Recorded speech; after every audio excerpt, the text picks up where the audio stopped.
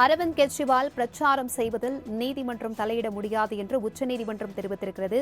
இதை எதற்காக என்றால், தற்பொழுது அரவிந்த் கெஜ்ரிவால் அவர்கள் தேர்தல் பிரச்சாரத்தில் ஈடுபட அனுமதிக்கக்கூடாது என்று அமலாக்கத்துறை தரப்பில் வாதமானது முன்வைக்கப்பட்டிருக்கிறது.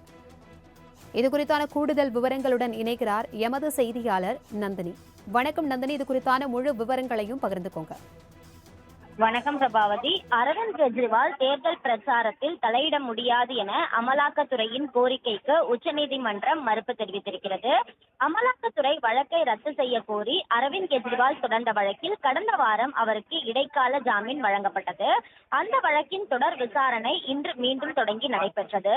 அப்போது அமலாக்கத்துறை சார்பாக ஆஜரான சொலிசிட்டர் துஷார் மேத்தா, தேர்தல் பிரச்சாரங்களில் அரவிந்த் கெஜ்ரிவால் தனக்கு பொதுமக்கள் வாக்களிக்கவில்லை என்றால் மீண்டும் ஜூன் 2ஆம் தேதி சிறைக்கு செல்ல நேரிடும் என பேசி வருகிறார்.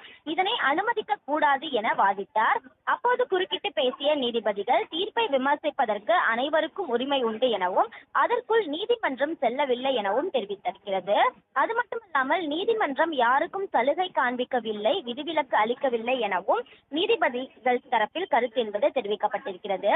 சட்டப்படியான உத்தரவுகள் தான் பிறப்பிக்கப்பட்டுள்ளதாகவும் அதனை ஏற்பதும் ஏற்காததும் உங்கள் விருப்பம், அதற்கு மேல் ஏதும் இல்லை என நீதிபதிகள் தெரிவித்தனர்.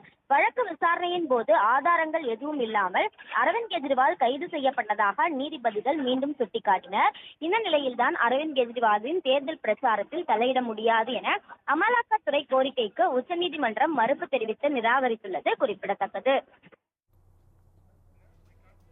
தகவல்களுக்கு நன்றி நந்தினி.